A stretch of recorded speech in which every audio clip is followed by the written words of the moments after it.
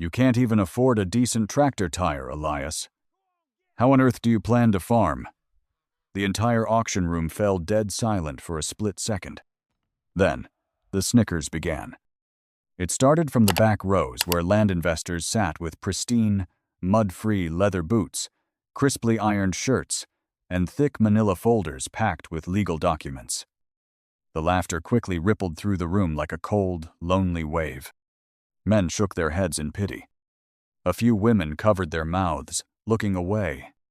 Someone in the corner even slapped the table in amusement, as if they had just heard the funniest joke in all of Oakhaven Valley. At the front of the room, Garrick Sterling, the branch manager of Oakhaven Bank, slowly leaned back in his plush leather swivel chair. He tapped his gold-plated fountain pen against the desk, narrowing his eyes at the old man standing solitary in the middle of the aisle. That man was Elias Vance. He was 71 years old. Elias was thin and weathered, looking like an old wooden fence post that had survived too many storms. His skin was darkened and deeply creased by the relentless wind and sun of North Carolina. His eyes were tired but quiet, and his hands were rough, calloused, and scarred, the undeniable proof of a lifetime spent wrestling with red clay, barbed wire, rotting timber, and brutal weather. In his slightly trembling but tightly clenched hand, Elias held a worn brown paper envelope. The edges were frayed and faded. Inside that envelope was his entire life savings, exactly $900. Not a single penny more. And with that meager sum, Elias had just placed a bid on a barren, flooded, red clay marshland at the edge of the valley. A plot of land that absolutely no one in this room would ever look twice at. Garrick Sterling sneered, his voice dripping with condescension through the microphone. Elias, let's be serious here. That 30-acre plot is nothing but a rotting swamp. The red clay is hard as concrete in the summer and turns into a muddy soup in the winter. Even if you somehow buy it, what are you going to do with it? You have no machinery. You have no hired hands. You don't even have enough money to buy seeds. You can't even afford a decent tractor tire, Elias. The room erupted in mockery once again, but Elias didn't laugh. He didn't shrink from the mocking stares, nor did he hang his head in shame. He just stood there quietly, clutching the envelope to his chest as if it weighed more than a mountain. To everyone around him, Elias Vance was just a foolish, senile old man, clinging to a pipe dream that had died decades ago.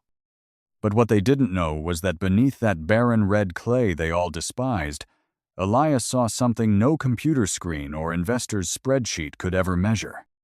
Before this fateful auction, Elias Vance had spent over half a century working on land that never belonged to him. He was born into poverty in the misty, low-lying areas of Oakhaven Valley. His father spent his days digging soil for others. His mother cleaned the houses of wealthy estate owners.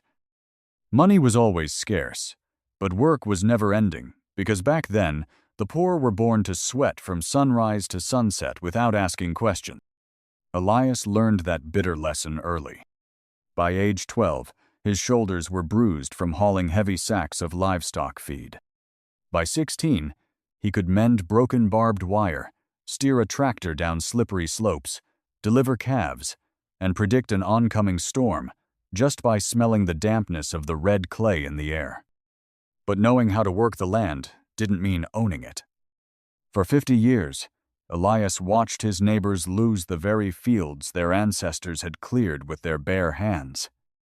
He saw banks, run by men like Garrick Sterling, foreclose on properties after a bad harvest, only to lease that same land back to the desperate farmers at astronomical rates. The farmers grew older, warier, and more hopeless, while the soil itself choked on chemical fertilizers and pesticides pushed to chase temporary yields. Elias didn't own much, but he possessed a small, worn notebook and a habit that wealthy men often overlooked: observation. He noticed that nature always had a way of healing itself if humans just stopped to listen. He saw barren pastures naturally revive when cattle moved through them slowly. He remembered his late grandfather whispering to him when he was a boy, "The earth never dies, Elias. It just gets tired of humans pushing it too hard. If you want to bring it back to life, you have to find the earth's true friends." And now, at 71, with an arthritic knee that throbbed whenever the weather turned, and $900 in his hand, Elias decided to place his final bet on 30 acres of abandoned, flooded red clay. The auctioneer's wooden gavel slammed down, going once at 900, going twice. Sold. 30 acres to Elias Vance. An eerie silence fell over the room. It wasn't the silence of respect, but the silence reserved for a man they believed would soon go bankrupt and collapse on his own swampy wasteland before winter even arrived. But Elias only offered a faint smile. He stepped forward, placed the envelope containing $900 on the counter, and signed the deed with his rough, scarred hand. His dream had begun, right in the place they called the Valley's dumping ground. Most people in Oakhaven Valley were convinced that Elias Vance's story would end by early winter, when the freezing rains would turn his 30 acres of red clay into a hopeless basin of mud. They placed bets on exactly when the frail old man would show up at Garrick Sterling's office, begging to return the land. But Elias made a decision that set the town gossips off, laughing once again. He didn't use his last remaining dollars to buy expensive chemical fertilizers. He didn't try to borrow from the bank to lease a high-powered tractor that he knew would drag him into a lifetime of debt. Instead, Elias cranked up his battered pickup truck and drove 3 hours to a poultry farm in the next county, a farm that had just declared bankruptcy and was liquidating its assets. There, in a rusty wire pen, sat a flock of hybrid Toulouse geese that no commercial buyer wanted. They were no longer young enough for high egg production. Their gray feathers were tattered, dirty, and caked in mud. A few of them limped, and others bore long battle scars on their necks from territorial fights. But they possessed one specific trait. They were incredibly aggressive, remarkably strong, and their hoarse, loud honks echoed piercingly whenever a stranger approached. The owner of the farm was desperate to get rid of them just to clear the space. Elias stood quietly by the fence, intently watching how the geese searched the hardened red clay. They used their sharp, serrated bills to rip up the toughest crabgrass roots, then flapped their wings proudly. "How much for the whole flock?" Elias asked, his voice gravelly but firm. The farm owner stared at him, bewildered. "The whole flock? Are you sure? These birds are mean as hell, and they're no good for eggs or meat anymore." "I'm sure." Elias nodded. With the small amount of cash he had left after purchasing the land, Elias bought 52 battered Toulouse geese. As his old pickup truck, loaded with wooden crates of noisy, honking geese, rattled down the main road of Oakhaven, farmers stopped their work and leaned on their shovels, staring in disbelief. Within 2 days, the news had spread to every coffee shop in town. The nickname Crazy Elias and His Geese was born. At the local agricultural supply store, people joked, "That old fool bought a choked-up clay swamp, and now he's filled it with a bunch of discarded angry geese." A perfect match made in lunatic heaven. Even Garrick Sterling couldn't help but laugh when his assistant reported the news. "Geese? Does that old man think he can honk his way through Oakhaven's hardened clay? Let's see how long he lasts." But Elias didn't care about the gossip. Every morning, while the heavy mist still clung to the hills of Oakhaven, he put on his worn denim jacket, grabbed a shovel, a roll of wire, and some wooden stakes, and walked out into the field. The 30-acre plot was indeed a nightmare. The red clay was compacted after years of tobacco farming and chemical abuse. It was bare, hard as concrete under the sun, and held water like a stagnant pond whenever it rained. Nutsedge, a weed with deep, incredibly tough root networks, that was every farmer's worst nightmare, grew rampantly, sucking up what little nutrients were left in the soil. But Elias had his own secret weapon: patience and the Goose Squad. He didn't just let the geese run wild over the 30 acres. Elias used cheap plastic netting and wooden stakes to divide the land into small, controlled paddocks, each only about half an acre wide. Every week, he herded the flock into a designated paddock. And there, the survival instinct of the Toulouse geese went to work. Unlike ducks or chickens, geese are true herbivores. They absolutely love nutsedge and tough weeds. With their sharp, serrated bills and long, flexible necks, Elias's geese began to clear the weeds right down to the roots. They dug and pulled out the stubborn weed rhizomes buried deep in the compacted clay, something that standard tillers would have required a massive amount of diesel to accomplish. At the same time, as they moved constantly within the confined paddock, their webbed feet trampled the ground, naturally loosening the crust of the compacted clay. More importantly, goose manure, an organic fertilizer incredibly rich in nitrogen and phosphorus, was spread evenly across the soil every single day. Once the geese cleared one paddock, Elias moved them to the next, immediately sowing clover and winter rye seeds in the newly tilled plot to lock in the nutrients and protect the soil. Yet, the first few weeks were a brutal test of endurance. Nature did not yield easily. A heavy rainstorm lasted for 3 consecutive days in the 3rd week, turning the unworked land into a massive lake of thick red mud.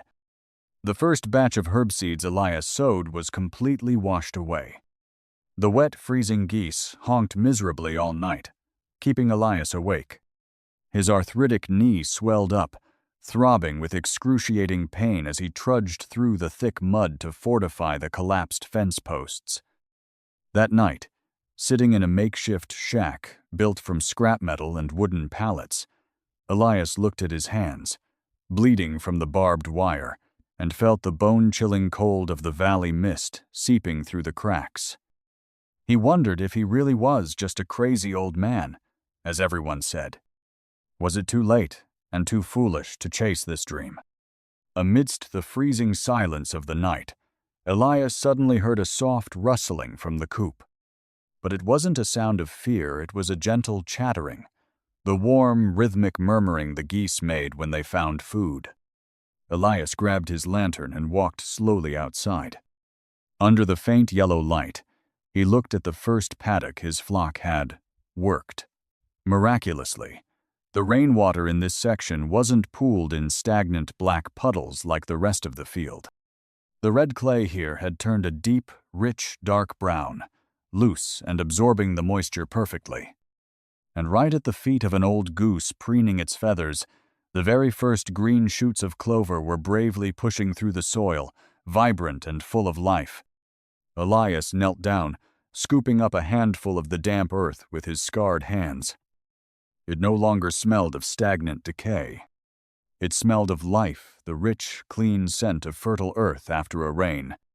Elias smiled, warm tears streaming down his weathered cheeks. His system wasn't madness. It was working. The geese were bringing a dead land back to life, 1 inch at a time. By spring, Oakhaven Valley witnessed a transformation unlike anything before. In the midst of the barren gray clay fields of the surrounding area, Elias Vance's 30 acres bloomed like a vibrant green oasis. Rows of thyme, rosemary, and mint herbs, notoriously picky about their soil, stretched toward the sky, releasing a sweet fragrance every time the valley wind swept through. The once hostile red clay was now soft, dark, and rich, nourished by the liquid gold of goose manure and millions of earthworms thriving in the damp undergrowth. This miraculous revival caught the attention of Dr. Clara Montgomery, a young associate professor of agroecology at the State University. She pulled her car over by Elias's wooden fence one sunny afternoon, staring in awe as the Toulouse geese marched in a neat, horizontal line, systematically picking pests off the herb plants, like highly disciplined soldiers. Clara entered Elias's life not as a critic, but as a deeply respectful student. She and her graduate students conducted dozens of soil and water tests across the property. The results left them stunned. Organic matter in the soil had quadrupled, soil compaction had decreased by 60%, and there was absolutely zero chemical residue. Elias's Geese symbiosis model wasn't just cheap, it was a genuine green revolution. But as doctor, Clara's first research papers were published, and as major organic herb distributors in the region began signing lucrative contracts to rent Elias's flock for weed and pest control, greed began to stir in the valley. From his air-conditioned office, Garrick Sterling stared at the newspaper articles and Elias's valuable new contracts. He realized the 30-acre dumping ground he had ridiculed was now a gold mine, directly threatening his bank's chemical fertilizer loan business with other local farms. He couldn't let an old man embarrass his entire system. He needed that land back in the bank's hands, by any means necessary. It was a late night in May, cloudless but pitch black. A thick mist rolled down from the mountain crevices, swallowing Elias's farm in a blanket of heavy silence. At around 2 a.m, 2 dark shadows slipped out of a pickup truck parked half a mile away with its headlights turned off. They carried heavy-duty bolt cutters, plastic bottles filled with highly toxic chemical poison, and thick wooden clubs. Their plan was vicious. Cut the perimeter fence, drive the geese out onto the dark highway to stage a fatal traffic accident, and dump the poison into the flock's drinking pond. Once the geese were dead and the land polluted, Elias would be forced into bankruptcy, leaving him with no choice but to surrender the land to the bank to cover cleanup costs. Snip. The sound of the bolt cutters slicing through the first strand of barbed wire was faint, barely audible against the wind rustling through the trees. The 2 men smirked, preparing to step through the gap. But they had made a fatal mistake. They forgot they were stepping into the territory of creatures far more vigilant than the finest guard dogs, the Toulouse Goose Squad. In the pitch black, the alpha gander, a massive bird weighing nearly 22 pounds with a long scar across his orange bill, abruptly lifted his long neck. Geese have a unique eye structure that allows them to see remarkably well in the dark and detect the slightest motion from hundreds of yards away.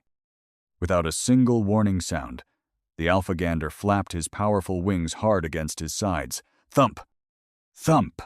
The red alert for the flock. Instantly, all 52 geese woke from their sleep. They didn't run. The fierce, territorial instinct of the Toulouse breed surged. They fanned out, forming a tactical crescent shape, silently closing in on the intruders under the cover of the thick mist. "Did you hear something?" one of the men whispered, clutching the poison bottle. Before his partner could reply, a terrifying din exploded right at their feet. Hiss!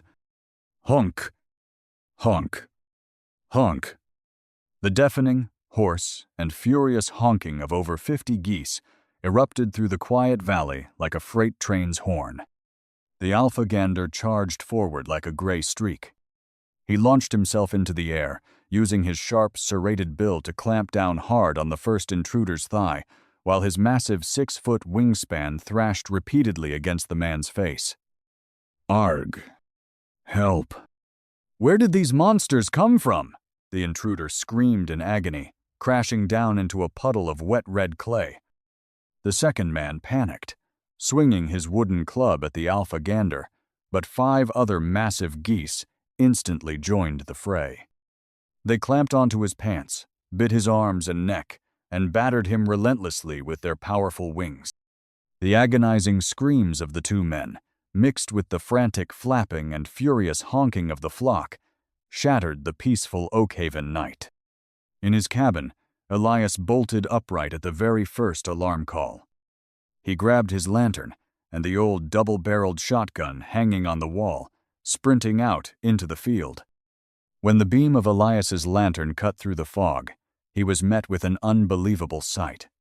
2 large men curled up in the mud, sobbing hysterically, completely surrounded by his geese, who stood with their neck feathers puffed up, hissed menacingly. On the ground lay the unopened poison bottles and the heavy bolt cutters. Elias aimed his shotgun at the sky and pulled the trigger. Bang! The thunderous shot ended the struggle. Elias looked down at the trembling figures in the mud, his voice cold as ice. "Stay right there. My geese haven't given you permission to leave." 15 minutes later, the flashing red and blue lights of the county sheriff's cars cut through the fog, carting the humiliated saboteurs away. In their truck, deputies found a cell phone buzzing with missed calls from an unlisted number, a number Elias and Dr. Clara knew all too well. The events of that night didn't stay confined to Elias's 30 acres. By morning, news of the two intruders who had been arrested by a flock of geese and forced to confess had spread through Oakhaven Valley like wildfire. Although the police couldn't directly charge Garrick Sterling, because the hired men had only received orders through an anonymous middleman, the public had already made up its mind. However, Garrick Sterling was not a man to back down easily. To him, his reputation and his lucrative position at the bank were worth any price. Just 3 days after the failed break-in, Elias received an emergency subpoena from the Oakhaven County Environmental and Natural Resources Commission. The petitioner was none other than Garrick Sterling, representing the High-Tech Agricultural Association of the county. The petition read, "Petition regarding environmental contamination and public safety respondent. Elias Vance, owner of the 30-acre farm, Oakhaven Valley. Details: managing an unregulated, high-density flock of livestock geese, leading to E. coli contamination of local groundwater, emitting foul odors affecting neighboring farms, and utilizing wild, hazardous grazing methods. Demands: immediate cessation of farming operations, confiscation and destruction of the flock for quarantine testing, and sealing of the 30-acre property pending investigation." This was a devastating blow. Garrick knew Elias couldn't afford expensive attorneys. He wanted to use the weight of the law and bureaucracy to crush the 71-year-old farmer once and for all at the county hearing. On the day of the hearing, the county assembly room was packed to the doors. Townspeople, curious farmers, and even local TV news reporters filled the benches. Garrick Sterling strode into the room in a tailored suit, a confident smirk plastered on his face. He was accompanied by two of the most prominent corporate lawyers in the state, carrying thick, glossy, color-printed folders. Across the room, Elias Vance sat quietly on a hard wooden chair.